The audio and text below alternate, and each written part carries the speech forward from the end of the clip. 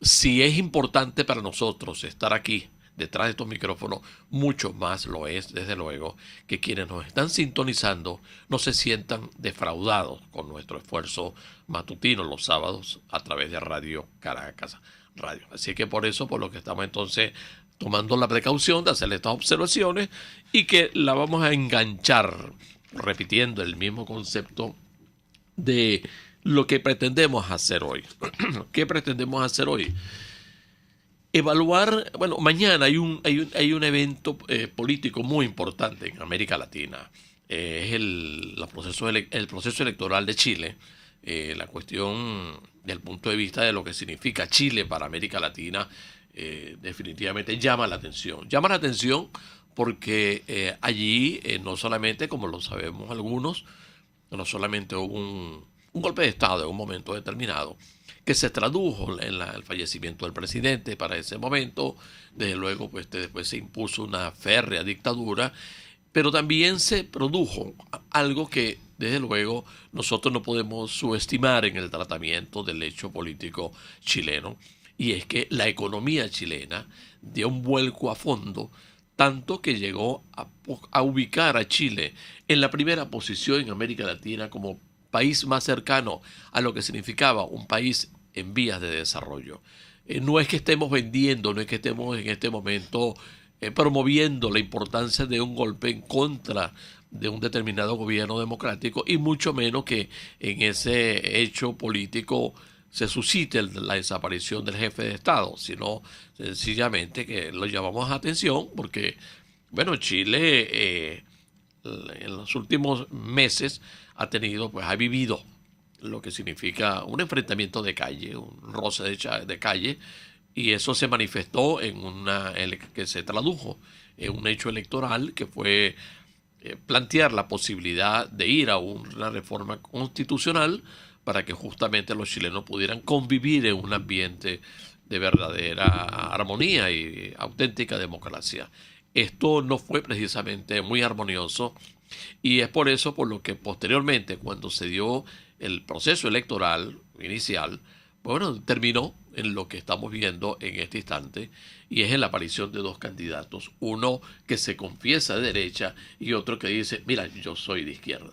Y es por eso por lo que entonces el radicalismo que se hizo presente en este país pues está vigente, y mañana lo vamos a estar apreciando desde luego en el proceso electoral que ellos van a vivir. Ligia, no sé, ¿quieres hacer un No, comentario? no, creo que no. Y creo que nuestro invitado del día puede ahondar también un poco Sí, más en este tema tan sí. importante. Así que te dejo para que lo presentes, Bueno, Edesio. y tú, para que tú inicies la conversación con José. Bueno, vamos a hablar con José González. Aquellas personas que nos sintonizan de hace algún tiempo, pues tendrán presente el nombre de José González.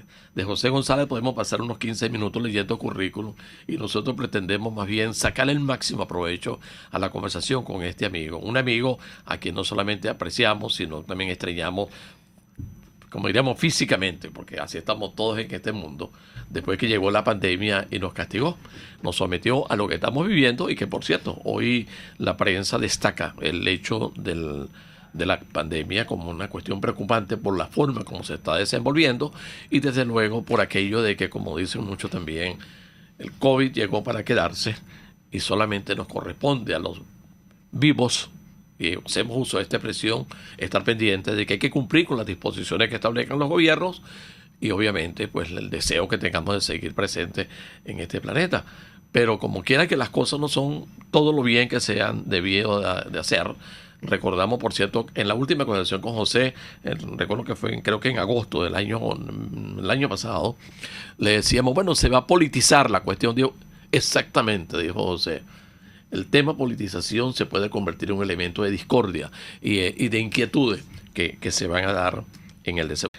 Managing Partner de CBS Advisor, una firma de banca de inversión especializada en finanzas corporativas con presencia en Nueva York, Caracas, Lima. Y bueno, para aprovecharte al máximo, como lo dijo Edesio, podemos comenzar hablando un poco cuál es tu percepción acerca de las elecciones de mañana en Chile y cómo va a determinar definitivamente el futuro de esta nación. Ya hemos visto, por supuesto, todo comenzó hace ya un par de años en Chile. con una serie de protestas, bueno, que han llegado hasta el sol de hoy, pues a estas elecciones presidenciales, claro está, elecciones presidenciales, pero digamos que hay mucha gente que está muy pendiente de este proceso electoral precisamente por lo que representa, por el futuro, como bien lo dijo Decio hace rato, pues la derecha versus la izquierda, digamos que es la clásica medición en estos países de la región. ¿Y cuál va a ser el impacto que va a tener este proceso de paso, no solamente en Chile, claro está, sino en el resto de América Latina? Bienvenido, José. Buen día, encantado de estar, un placer estar con ustedes virtualmente, como se decía, extrañándolo siempre las madrugadas que tenía que hacer cuando vivía en Caracas para ir hasta la estación de radio, pero siempre muy gratas y muy queridas. La elección en Chile es sintomática mañana, en la segunda vuelta, no solo por lo que representa la elección en sí, sino por lo que representa luego de la elección de Allende en 1970. En 1970 la elección de Allende fue una elección de avanzada. Hay que recordar que Chile y Colombia son los países que en un momento Argentina lo tuvo y Venezuela, pero Chile y Colombia son los países con la clase media más extendida y más continua en el tiempo, ¿sí? Y las clases medias generan fenómenos singulares que los países con niveles de peor distribución de ingresos, por así decirlo, no hemos tenido en el Perú. Y hay una forma de no entender correctamente lo que se llama populismo en términos latinoamericanos. Recordamos que el populismo nace desde la derecha, después se atribuye a la izquierda, pero sigue siendo más de lo que es la derecha tradicional latinoamericana que la izquierda. Y lo que sucede en Chile es lo que nos decía Ricardo Lagos, el expresidente Lagos, en una conversación que tuvimos con él hace ya unos meses, en donde nos decía: es relativamente más fácil entre comillas, reducir la pobreza extrema que mantener los niveles de calidad y las expectativas de la clase media.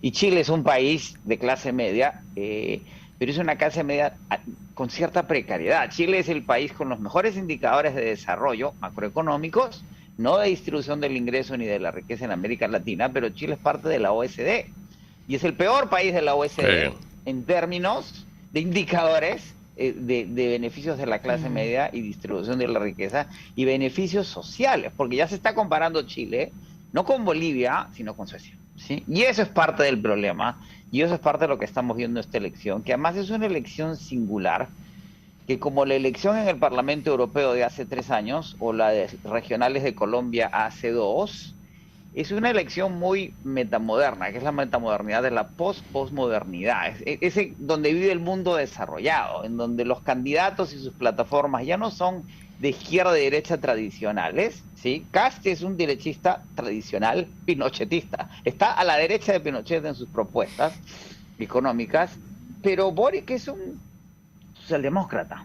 Y además, como la constituyente chilena, que está en el marco de todo este proceso, que está compuesta por verdes, feministas, LGTBQIs, que son las nuevas matrices políticas hacia adelante y que no las podemos definir exactamente en términos de lo que es la izquierda tradicional latinoamericana de la Guerra Fría, heredera de la Revolución Cubana.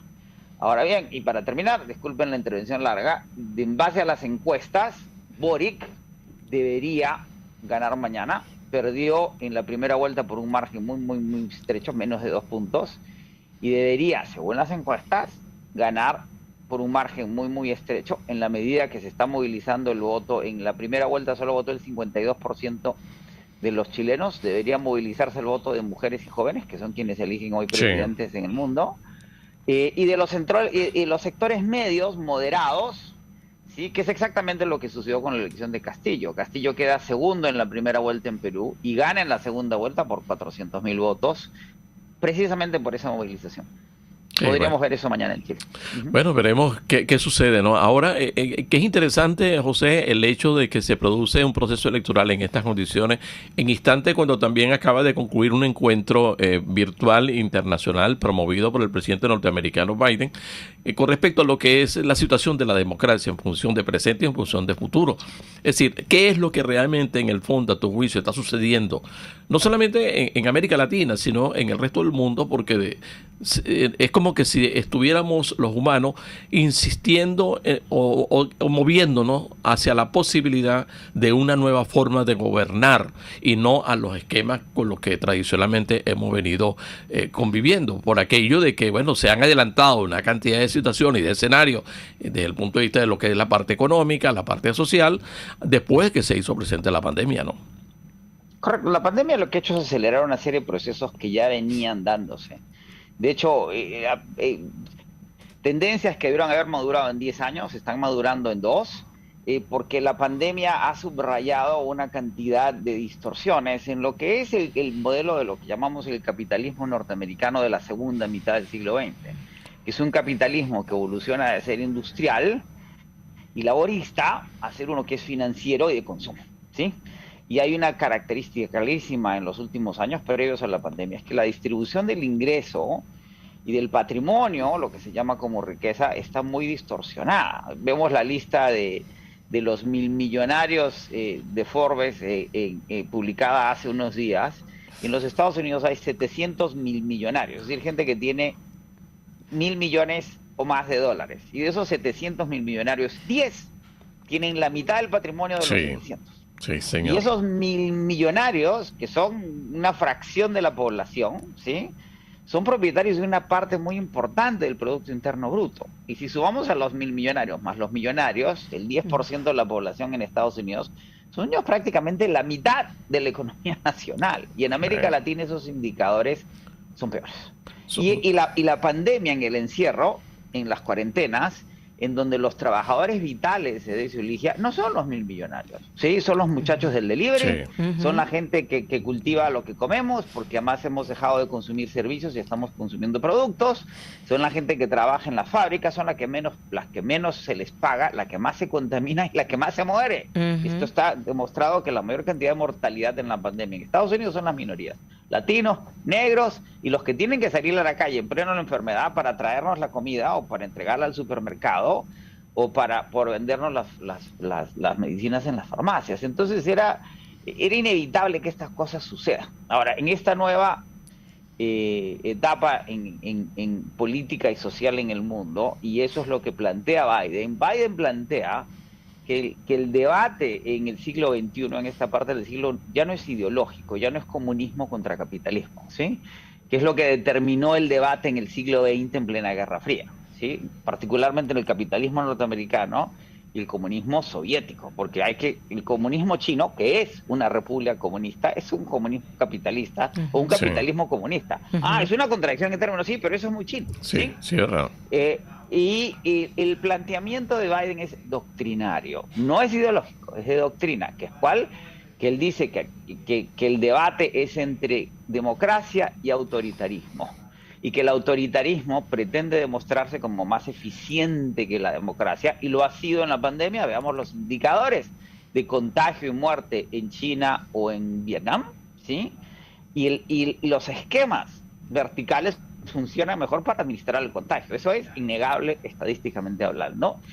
Y según Biden, eso se quiere extender a otros ámbitos, y ese es el planteamiento que él hace en esta conferencia que convoca, que ha sido muy controvertida, porque excluyó a países que son democráticos, ¿sí?, y son aliados de Estados Unidos. La selección fue muy singular, pero el planteamiento que está haciendo Biden es el planteamiento correcto. Ahora bien, ¿qué hace el Partido Comunista Chino de cara a la conferencia a la que no es invitada China? Sí. Publica un manifiesto extraordinariamente interesante por algo que ya le había dicho Xi Jinping a Obama cuando era presidente, y le dice: los derechos humanos son una imposición cultural de Occidente. Y lo que a nosotros bárbaro, terrible, cuando uno estudia la historia china y sus vertientes de gobierno y sus corrientes sociales son distintas a las de Occidente, ¿sí? Y lo que argumenta hoy el Partido Comunista Chino es que hay una democracia en China, pero que no es una democracia ni occidental ni cristiana, y no tendría por qué serlo, porque China no es ni occidental ni cristiana. Y el debate que viene y plantea Biden en esta conferencia es el correcto. Nos estamos enfrentando por primera vez a una segunda hegemonía. Recordemos que Rusia es lo que se llama paneuropea o Eurasia, es una mezcla Rusia no es asiática y tampoco es europea, pero está en el medio. Pero no, uno va a San Petersburgo, que era la propuesta de los zares, es que San Petersburgo fuera más imperial o más que París. O sea, y de hecho, arquitectónicamente San Petersburgo es más importante que París, más impresionante que París, perdón. Esta es la primera vez que nos enfrentamos a dos sistemas en donde el segundo, que es el chino, tiene raíces culturales, históricas, sociales, políticas totalmente distintas a las de Occidente. Y la pregunta es, ¿cómo podemos nosotros imponerle nada a un sistema que tiene otra vertiente? Claro. Y dos, a diferencia de las tensiones con Rusia, que eran nucleares, ¿sí? Rusia nunca ha sido una economía importante, ni ha sido un competidor, ni un proveedor económico importante en el planeta, sustancial. El problema con China es que el 75% de la economía norteamericana se basa en el consumo. Esto es una economía que mide el consumo, más que la producción. Es una distorsión en las mediciones, pero es lo que es.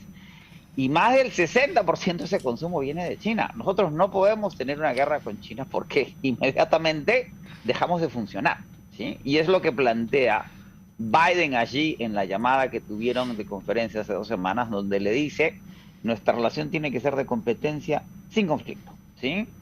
Y así tengamos tensiones, no podemos pelearnos, es lo que Fareed Zakaria llama, no es una guerra fría, es una paz fría, porque es imposible que la relación entre Estados Unidos y China se rompa, porque ambas partes se necesitan. Sin el consumo de Occidente, China no puede crecer ni crear una clase media más fortalecida, que es lo que plantean.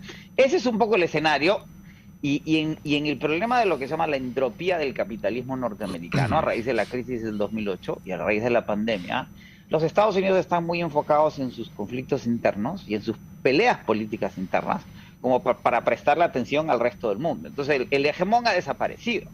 La visita del premier israelí a los Emiratos Árabes Unidos ha sido revolucionario. Sí, eso sucedió hace menos de una semana.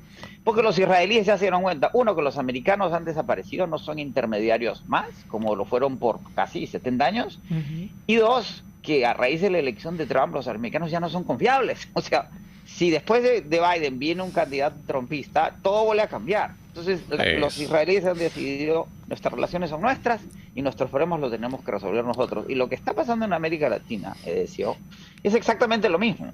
Nos han dejado a nuestra cuenta y riesgo. Entonces, como buenos adolescentes sociales y políticos y económicos que somos, nuestro capitalismo es muy precario y eso lo demuestra. Sí, ahora, pero José, te interrumpo para hacer... una etapa... Sí, José, perdón, te interrumpo para decirte lo siguiente. Lo estamos entendiendo a nivel político en América Latina, porque definitivamente América Latina tiene algo que le distingue en este momento y es el problema social. El problema social lo tenemos como una manifestación de reto prácticamente para todos los gobiernos y sin embargo la respuesta no ha sido todo lo eficiente y todo lo efectiva que requieren los ciudadanos de esta parte del mundo, ¿no?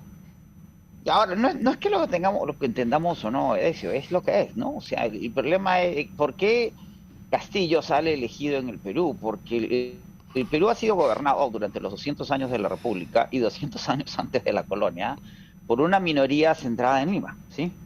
Eso es lo que yo llamo como el 13%, porque es un poco lo que es el cinturón urbano de Lima, ¿sí? San Isidro, Miraflores, Barranco, Chorrillos, y el otro 87% del país ha sido más o menos dejado a su cuenta de una u otra manera. Castillo es una expresión de ese 87%, que por 400 años ha sido marginado, sin que sea una valoración ideológica del tema, ¿sí? Social, veamos los indicadores. Y el problema es que en ese 87% hay unos niveles muy altos de precariedad. Sí, Esa precariedad en términos de salud, de ingreso, beneficios, infraestructura, se manifiesta en una precariedad social y una precariedad política, ¿sí? O sea, y esa precariedad está en el poder. Y al estar en el poder, en el Perú se realinea la política. Y lo que los sectores limeños acostumbrados a tener privilegios no terminan de entender es que están cosechando las tormentas de los vientos que sembraron. Y esa precariedad tiene una manifestación política precaria. O sea, Pedro Castillo, el presidente constitucional del Perú, elegido democráticamente, y aquí no se pudo demostrar fraude alguno por 6 semanas de intenso análisis de los resultados electorales, no es un presidente precario, sin duda, porque hace menos de un año, Ligia y Edesio, era un profesor secundario, primario en Chubut. El presidente Castillo y su esposa se levantaban a ordeñar vacas, ¿sí? En un pueblo en Cajamarca. Ahora, imagínense la imagen de que pase de eso a ser presidente del Perú. Ahora, hay una voluntad de la gente popular a que lo sea. Y al serlo, ¿qué hace ese 13%? No todo, pero una sección quieren destituirlo a la de fuerza. Todas maneras. Sí. A la fuerza, en una actitud.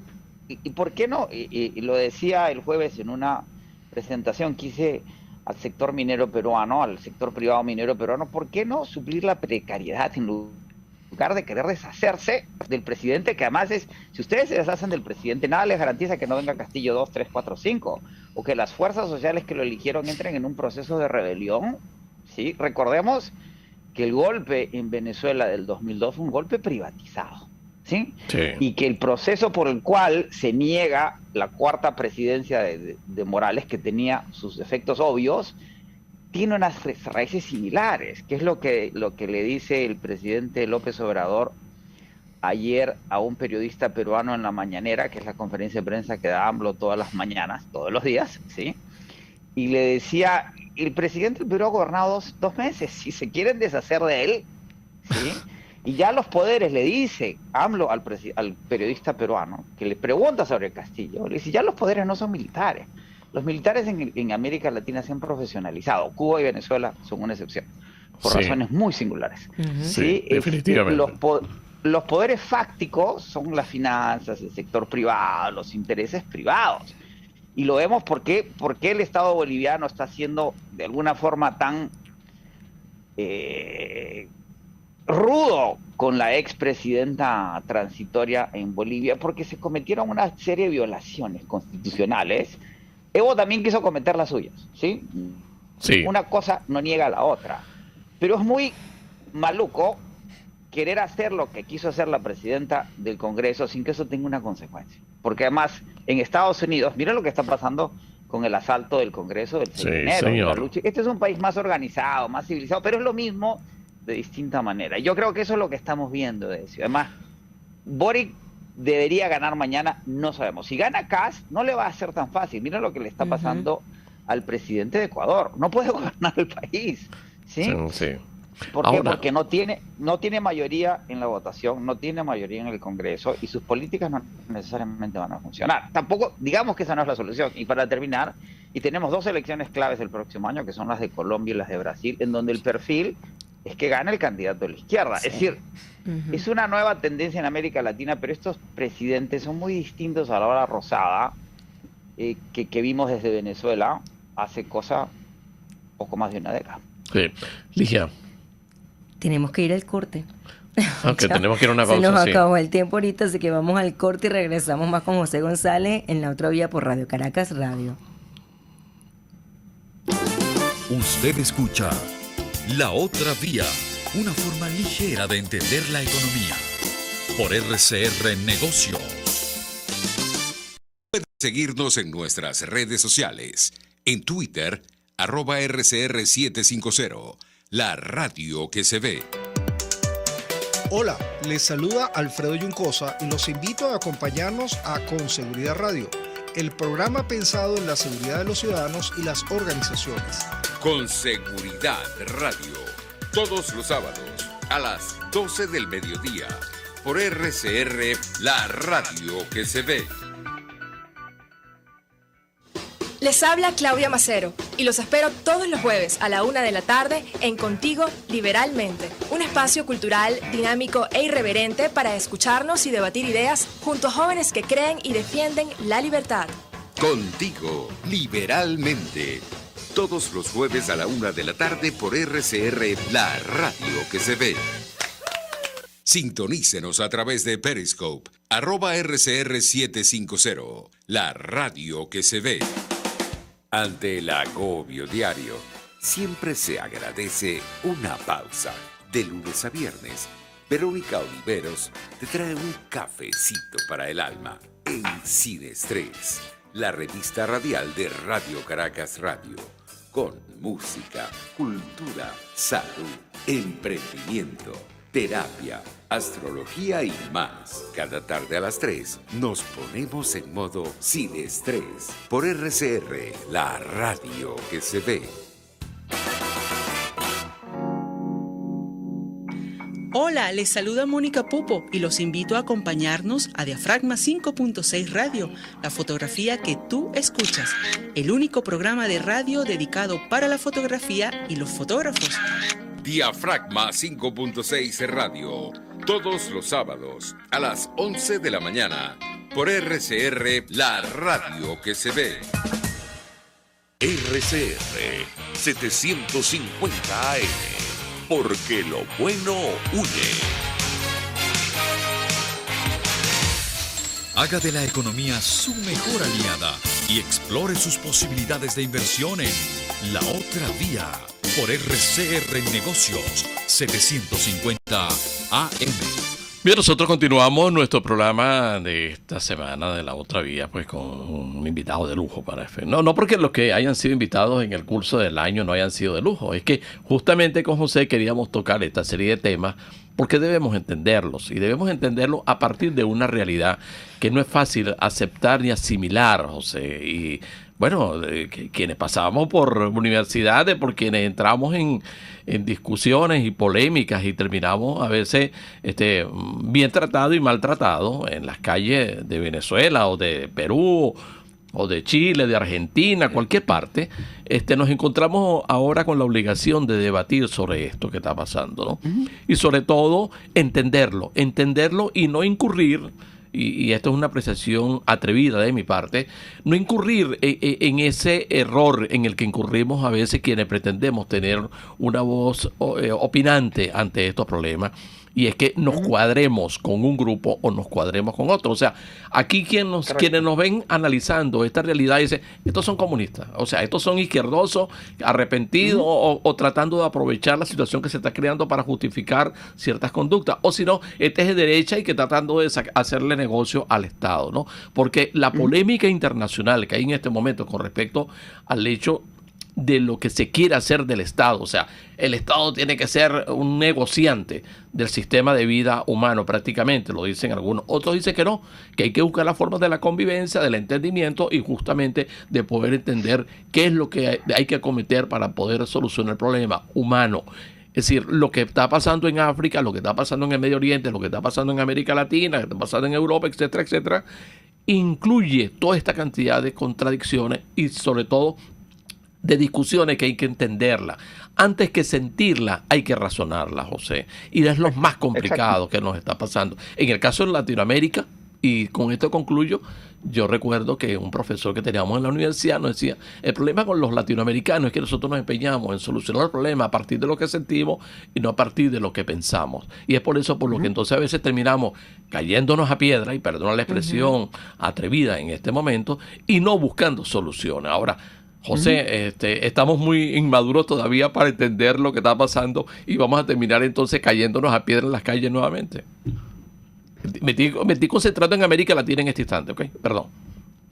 Sí, lo que estamos viviendo, Decio, es un proceso de profundas transformaciones y de cambios generacionales. Boric tiene 35 años. Sí. Alan García tenía 42 años cuando gobernó el Perú en su primer gobierno.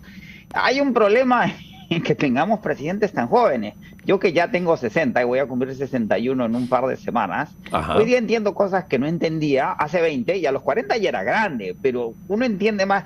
El beneficio de los años es la sabiduría, que son las lágrimas de la experiencia. Sí, señor. Que uno sabe mejor cómo, tiene más perspectiva. Ahora, ya los base 6, recordemos, a los 60 uno entra en la tercera edad, la gente ya no le gusta hablar, a la gente que estudia los temas de adultos mayores, que hay que escucharlos cada vez más, como a los feministas y a los LGTBIQ, porque el mundo está cambiando, ¿sí? Y eso es parte de la transformación que estamos viviendo. Dicen que no hay que hablar de la tercera edad, que se habla de los adultos mayores. Pero digamos que la primera edad es de 0 a 30, la segunda de 30 a 60, y de 60 adelante ya es la tercera edad. Después de los 70 uno calcula, lo que debe medir es la pendiente de la curva, pero la curva es para abajo, no es para arriba, ¿sí? No nos engañemos. No nos autoengañemos. Exacto, pero con esa perspectiva, Boric es la generación nueva y hay que entender que la elección de Allende en 1970 fue un signo de madurez de la democracia chilena, porque era una democracia obrera, minera, empobrecida, que demandaban cambios institucionales en el país y que los sectores conservadores chilenos no terminaron de entender, la adversaron al extremo de organizar un golpe sanguinario en donde se cometió un magnicidio y en donde se asesinaron y desaparecieron entre 3.000 y 8.000 chilenos. O sea, eso es un costo para crecer el PBI, de verdad, ¿sí? O sea, eso sí. No tiene mucho sentido, y tanto así que en función de todas las convenciones firmadas desde entonces a la fecha, un Pinochet sería imposible, o sea, es inconcebible, inaceptable, ¿sí? Y lo que está sucediendo es que en esos cambios que ha acelerado la pandemia, las mayorías, ¿qué ha sucedido en el Perú? ¿Por qué sale elegido el señor Castillo? Yo le decía a alguien, porque el negocio de Telefónica de España, que fue venderle celulares a todo el mundo, fue el beneficio de esas mayorías que hoy están comunicadas y que están informadas y que toman sus propias decisiones. Hasta la Constitución de 1980 en el Perú no votaban los analfabetos, cuando el alfabetismo en el Perú era del 60% de la población. Los padres de Pedro Castillo, que eran pongos de una hacienda en Cajamarca, pongos eran siervos, serviles, trabajaban, son funcionalmente analfabetos. Sí. ¿Sí?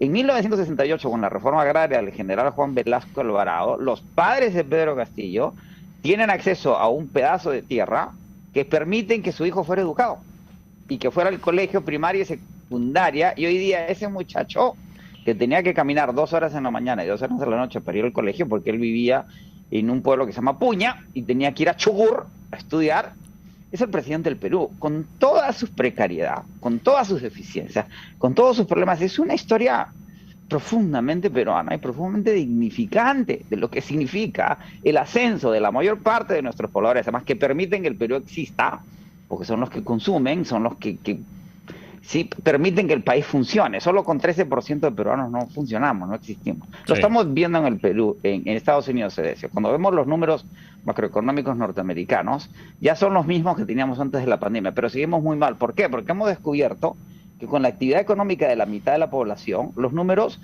funcionan para el país entero. Ok, muy bien. ¿Y qué hacemos con la otra mitad? Sí. O sea, ¿qué hacemos con la otra mitad si ese crecimiento no les llega, no les funciona? ¿Qué hacemos con esa otra mitad? ¿Usamos los métodos de Videla, los de Pinochet, los del fascismo europeo de 1932, 36? ¿O más bien entendemos la propuesta de López Obrador en este momento? Exactamente. Sí. Y además vas al punto. En el aniversario de la muerte del Libertador, hay momentos en la historia que los sistemas se resetean, cambian y tienen que cambiar. El cambio del medioevo, del oscurantismo, que duró 400 años, al Renacimiento, pasa por la reforma franciscana de Assisi dentro de la Iglesia Católica, de cara a los cismas de Lutero y Calvino y después el cisma anglicano, pasa por la propuesta humanista de el Renacimiento florentino, que es financiero y es de comercio, y por la gran plaga del siglo XIV, la plaga negra, que acaba con el 70% de la población europea, y el servilismo feudal es insostenible porque le tienen que entregar la tierra a los exsiervos para que produzcan, porque si no los señores feudales morían de hambre. Sí. Estamos viviendo algo similar pero en el siglo XXI, y lo que estamos viendo en Estados Unidos, que el futuro es lo que tú mencionabas. En Estados Unidos se habla del nuevo progresismo. El progresismo no es comunismo, no es socialismo, el progresismo no es ideológico. El socialismo y el comunismo mismo son ideológicos, tienen una propuesta ideológica, y eso lo sabemos los venezolanos más que nadie. Más que nadie, sí señor. Y cómo la ideología genera distorsiones. Pero el progresismo dice que el rol, que es lo que acabas de decir, que el Estado tiene un rol como árbitro entre lo privado, lo público, el sector público, y lo social, ¿sí?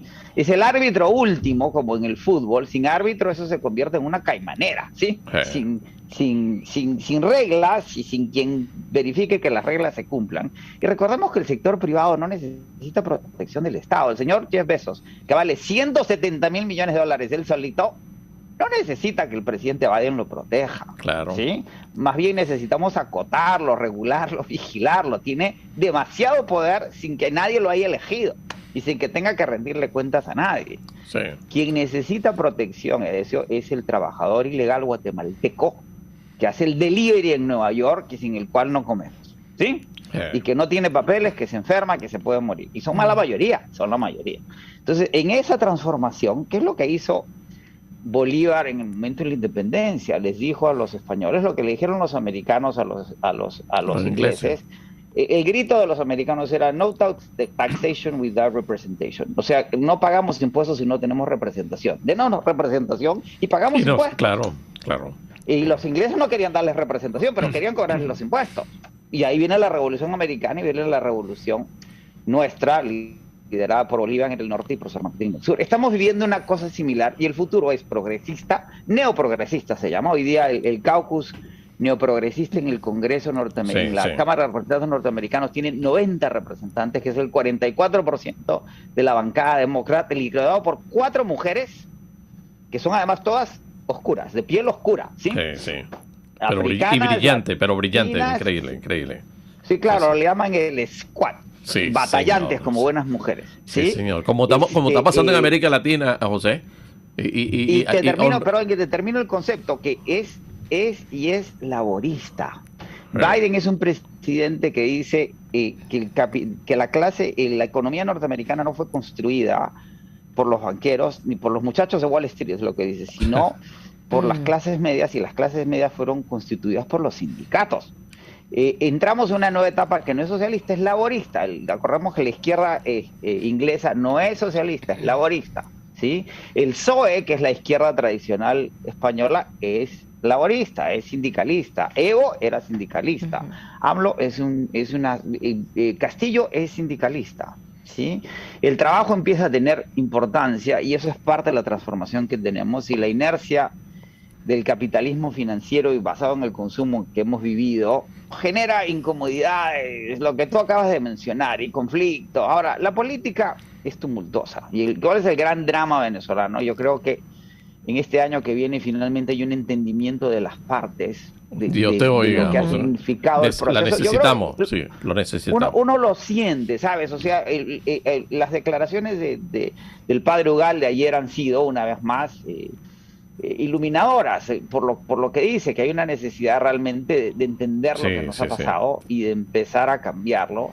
Y creo que además lo estamos entendiendo. En una entrevista que me hizo Oscar Schemmel al respecto, le decía: Oscar, o sea, mira la política en España, que es fascinante, es brutal, es a cuchillo, a metralleta, piedra, patada. La elección de Díaz Ayuso en la región independiente de Madrid ha sido brutal, y las consecuencias además, porque además ahora la Ayuso se quiere deshacer del presidente del PP y la vocera del PP, Cayetana, les está tirando piedras, se pelean todos contra todos, el PSOE se mantiene al lado, tienen sus conflictos con sus socios de Unidas Podemos. Ahora, eso no significa que no haya Ibérico en el Corte Inglés, ¿sí? Ni que el país funcione, ni que eso se llama gobernanza. La política puede ser todo el ruido que quiera, pero eso no tiene por qué afectar nuestras vidas, como ha sucedido en Venezuela. A eso iba justamente, José. Si el futuro es progresista, como tú lo observas, y hacia allá evidentemente vamos a ir, ¿cómo queda Venezuela donde no tenemos ni una cosa ni la otra? Porque a pesar de que tenemos un presidente que se llama obrero, hemos visto que definitivamente es la clase que más ha desprotegido. O sea, ¿hacia dónde vamos? Aquí todavía estamos ellos comiendo de la ideología de alguna manera, mientras los demás pues siguen pasando trabajo, ¿no? Es curioso el fenómeno venezolano. Ustedes saben de mi relación emocional, amorosa con Venezuela. A mí Venezuela me conmueve. Y los venezolanos, mira lo que le pasó a la observadora de la Unión Europea para el proceso electoral, cuando da su reporte y se despide, se quiebra, se emociona. Y yo le decía a alguien, yo la veo quebrarse y me quebré yo. Le digo, pero eso es lo que nos hace Venezuela a todos. O sea, nos emociona porque los venezolanos son los seres más amables de América Latina. Amables en el sentido de que son amables, pero son amables porque provoca quererlos mucho. Yo no he conocido a gente más buena. Y esto que conozco América Latina completa, de cabo a rabo, y a niveles personales, como suelo involucrarme con la gente. Tú sabes, Pero la José, historia perdón, tiene- mira, José, antes de que avances, déjame hacerte una reflexión mínima, ¿no? Pequeña. Un profesor que tuvimos en la Universidad, Efraín Subero, que en paz descanse, y a quien admiramos muchísimo, siempre nos decía, cuando estábamos en clase, decía, la ventaja que tenemos nosotros con respecto a América Latina es que aquí se mezclaron los negros, los indios y los peninsulares. Hicimos una mezcla tan sabrosa y tan buena que ahora lo que nos interesa es alinearla y convertirla en una demostración de inteligencia profunda. Y eso a mí nunca se me olvidó y es verdad. O sea, eso que tú acabas de describir con una frase tan agradecida para nosotros en este instante que estamos en esta hora de la mañana, es una realidad que a veces ni los mismos venezolanos entendemos. Parece increíble, ¿no? Tienen la suavidad del Caribe. O sea, lo taíno y lo caribe son únicos. Si la gente no entiende, digamos que si Buenos Aires es la ciudad más europea de América Latina, es la más austral, Caracas es la ciudad más caribe y más al norte de América Latina, como Caribe, ¿no? O sea, La Habana es insular, La Habana es singular en ese sentido. Pero Caracas es única y el espíritu venezolano, por lo que tú acabas de decir, además por lo que tiene de llanero y de andino, es una mezcla pero tan especial, ¿sí? Pero es muy caribe. Y yo redescubrí en Venezuela rápidamente que mi amor por Venezuela tiene que ver con que yo tengo alma caribe. Yo descubrí que sí, porque yo nací en el Arauca Vibrador, en una vida anterior. Sí. Pero en esas paradojas que tiene la historia, recordemos que el movimiento independentista nace en Venezuela, en una forma más o menos anárquica, pero que Bolívar termina consolidando en su transición del norte hacia el sur y la consolida en Perú. De alguna forma, lo que sucedió en Venezuela, más allá de los personajes específicos, y recordemos que el proceso venezolano empieza un proceso de cambio, lo que describe muy bien el libro sobre los náufragos, ¿cómo se llama? El proceso que ya venía en cambio, y hay un proceso de cambio profundo en Venezuela, que es precursor a los cambios que estamos viendo en toda América Latina, y que de alguna forma, a 200 años de la consolidación de la independencia, que se consolida con la independencia del Perú y Panamá este año, Venezuela lideró desordenadamente y mal manejadamente. El petróleo siempre ha sido, sin duda, el estiércol del diablo de alguna forma. Unas distorsiones que en Venezuela debían solucionarse y que no se solucionaron, por lo que acabas de decir, eso de la forma más racional, por aquello de que de caribeños tienen los caribes, que tienen fuego en las venas en lugar de sangre, parecen andaluces, ¿sí? Pero ese conflicto aparentemente estaría llegando a una solución final, y lo que hay que es reconstruir Venezuela y posibilitar la gobernanza y el entendimiento de las partes, ¿sí? Nos podemos pelear políticamente. Yo creo que los chilenos han dado una demostración de eso en el pasado, deberían darla en base a la elección, porque han vivido efectos traumáticos que el resto de América no hemos vivido. Es lo que sucede con Alemania. En Europa, Europa tiene todavía muy consciente el legado de 2 guerras mundiales y el Holocausto. Y el costo espiritual, social, histórico es de tal profundidad para los europeos que no van a tentar ningún demonio, por más que pareciera que así lo hiciera, ¿sí? Pero también depende cómo se comporte Rusia y con Ucrania, ¿no? Porque, bueno, no sabemos si la posición de Biden es tan válida como para decirle, déjate de estar inventando cosas, ¿no? Pero lo de Rusia... La clave, acuérdate que lo que le dice Biden es, vamos a darle sanciones económicas. Y ya ha dicho Blinken, el secretario de Estado, que no va a haber intervención militar en Ucrania. Sí. Después de los desastres de Afganistán en Irak, ya descubrimos que 3 millones de hombres y mujeres en uniforme no sirven para invadir nada, ni la Florida. ¿Sí? O sea, eso está cambiando también los perfiles. Lo mismo con Taiwán, ya el secretario de Estado Blinken ha dicho que en el caso de una invasión china en Taiwán, lo que van a hacer los americanos es soportar a los taiwaneses, pero no van a mandar ni una chalupa. ¿Sí? O sea, olvídense de las guerras. Lo que discutíamos es si los Estados Unidos invadieron o no Venezuela con Trump. Estados Unidos no tiene la capacidad de invadir Orlando. ¿Sí? No funciona porque más las lógicas son otras. El problema es que la invasión demanda ocupación, y ocupar un territorio hoy es imposible. Y lo que va a hacer Putin, como buen ruso, anárquico, provocador, ¿sí? es provocar. Hasta donde pueda. Pero no, el siglo XXI es distinto al XX. Nadie quiere una guerra, las guerras son destructivas. Y el arma más importante de los Estados Unidos no es enviar aviones o misiles a la frontera ucraniana rusa, sino desconectar a Rusia del SWIFT.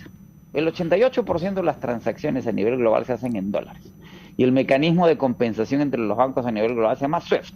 Y eso es un switch electrónico. Eso lo apagas desde una computadora. Chao contigo. Y sin acceso al SWIFT, Rusia no puede cobrar por el gas que les vende a los alemanes. Los alemanes no existen sin gas ruso. Eso también hay que entenderlo, ¿sí? El Nord Stream 2, que los Estados Unidos jugó, que lo aprobaba o no lo aprobaba, todo el mundo se burlaba porque lo tienen que aprobar. Los alemanes no existen sin gas ruso.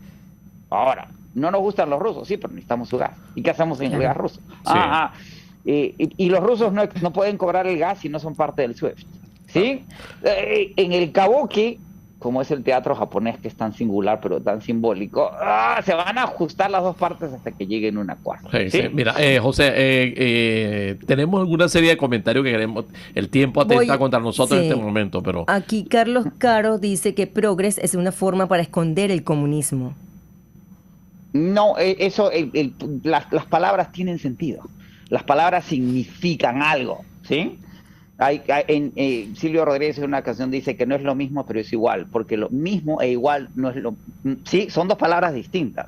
El progresismo, además, tradicionalmente, vamos al progresismo clásico. ¿Quién funda el progresismo clásico en los Estados Unidos, que es donde se funda? Wilson y Teddy Roosevelt, que eran republicanos conservadores de derecha. Porque en el caos de las primeras 2 décadas norteamericanas, Wilson y Roosevelt dicen que el Estado no puede no gobernar, porque si el Estado no gobierna, y en ese momento aparecieron los grandes titanes de la empresa, Rockefeller, Carnegie, JP Morgan, y ponen orden en las dinámicas sociales. Lean a el gran Gatsby, Scott Fitzgerald, que describe muy bien esa época. Y el crash del 29 y la Gran Depresión del 33 son consecuencia, entre otras cosas, de los excesos del sector privado no regulado. La Reserva Federal no existía. ¿Y quién consolida el progresismo norteamericano? Franklin Delano Roosevelt, que crea la SEC, el FBI, el IRS, todas las instituciones fundamentales norteamericanas, a quien nadie puede acusar de comunismo, las crea... Adelante. Haz el comentario, que creo que va a ser más o menos por esta onda. Yo quiero aterrizar en Venezuela. Te concedo el derecho que tienen en este momento ahí concluyendo. Nos quedan 3 minutos, José. Y yo quería, como tú comentaste o avisoras, que el año que viene va a haber un entendimiento entre las dos partes aquí en Venezuela. Me imagino que si al haber un entendimiento, pues no hay motivos para ver un revocatorio luego, ¿no? No vamos a tener ese proceso, no lo vamos a ver. Ahora, hay el principio y un entendimiento, ¿sí? O sea, digamos, vamos a ser mesurados, ¿sí? Y todo entendimiento, los que han estado casados, yo no he tenido la fortuna, pero he tenido relaciones largas, es que una relación de ese tipo contractual, el matrimonio es un contrato basado en los afectos y en las intimidades, en el amor. Si el amor se da, no evita el conflicto permanente, constante, pero hay un entendimiento, ¿sí? Que permite que la cosa funcione. Y yo creo que es el principio del entendimiento, porque se agotaron las opciones de lado y lado. La economía colapsó. Hoy día el PBI per cápita en Venezuela es menor que el de Haití. El tamaño de la economía venezolana ya es inferior al del Salvador. Sí, señor. O sea, olvidémonos de Guatemala, ¿sí? Y ya no le funciona a nadie. Y yo creo que las partes entendieron en este Sodoma y Gomorra que ha representado la crisis prolongada para Venezuela en términos de destruirlo todo. Pues destruyó todo. O sea, hay que reconstruir prácticamente de cero. Es que vamos a entendernos y aceptarnos entre las partes. Ya los Estados Unidos ve claro que la solución, y lo han dicho los voceros norteamericanos, se va a dar el 24, es decir, en la elección presidencial, ¿sí? Ya hay una actitud de ser pacientes, y que en este proceso que empieza con las elecciones regionales, que la UE critica, pero por otro lado, como que acepta, pongámoslos en esos términos, ¿sí? En las condiciones actuales, es el primer paso de una transición que ya empezó y en la cual se empiezan a abrir espacios. El gobierno no ha cambiado fundamentalmente, pero empieza a cambiar sus actitudes. La oposición tampoco ha cambiado, pero empieza a cambiar sus actitudes. Es claro que el doble gobierno no funciona, que las limitaciones del gobierno de Guaidó son evidentes, que los problemas del gobierno territorial son obvios, empieza ese proceso. Y Venezuela, ¿acaso el Fondo Monetario dice que no, que la economía se va a contraer 3%? Pero el sector privado ya empieza a decir, financiero en Estados Unidos empieza a decir que puede crecer hasta el 5%. Ahora, 5% de una economía, sí reducida. Pero claro, ya la tendencia se empieza a revertir porque ya no se puede seguir encogiendo. Las economías no desaparecen, no puede ser cero. O sea, hasta la economía de Somalia crece de alguna manera. José, y que podría ser el principio de esa larga marcha que demanda la recuperación de Venezuela. En los primeros 3 meses del venidero año, si Dios quiere, y hago uso porque como creyente esperamos tener una nueva conversación contigo para ver si realmente hemos entendido lo que estamos viviendo los venezolanos y si definitivamente estamos dispuestos a entenderlo, ¿no? Como dices tú. Infinitamente agradecido, José. Feliz Navidad para ti y para toda tu gente. Desde luego, pues, ¿qué más te podemos desear? Mucha salud, que es lo más interesante para todos y cada uno de nosotros. Y muchísimas gracias por habernos acompañado este día a través de Radio Caracas Radio en La Otra Vía. ¿Okay? Un placer siempre. Privilegio. Felices fiestas. Igualmente para ti. Ligia. Llegamos al final del programa, así que tenemos que despedirnos ya esta vez sí hasta el año próximo, hasta el 2022.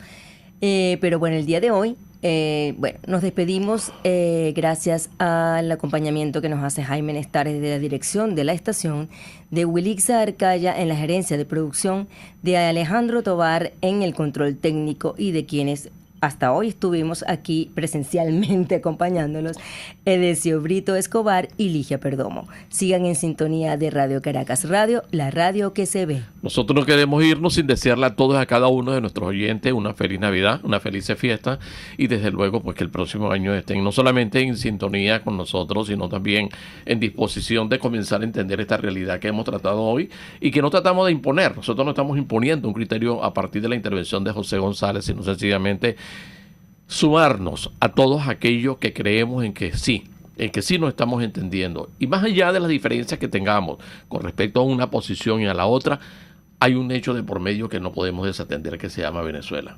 Venezuela no se merece lo que está viviendo, cómo lo está viviendo, y cuando digo Venezuela decimos los venezolanos. Hay 6 millones y tanto de compañeros que están en el mundo y lo peor que nos han dicho en los últimos días es que se van a ir 2 millones más el próximo año. Esperemos que no sea así. Esperemos, por supuesto, que hayan condiciones para que otros puedan regresar en razón de que los venezolanos internamente dispusimos de nuestro esfuerzo y nuestra voluntad en que las cosas cambien para que muchos regresen y para que los otros no se vayan. Así que feliz Navidad para todos ustedes. Muchísimas gracias al equipo directriz o director de la emisora y a los muchachos de la parte técnica que siempre le agradecemos un madrugonazo con nosotros acá en La Otra Vía, como son Alejandro Tobar, Julio Pinto y el otro muchachote que se llama Ian Martínez. Feliz Navidad y seguimos en ustedes sigan con Radio Caracas Radio. RCR Negocios presentó La Otra Vía, una forma de entender la economía como parte de su vida cotidiana. RCR 750 AM, porque lo bueno une. El siguiente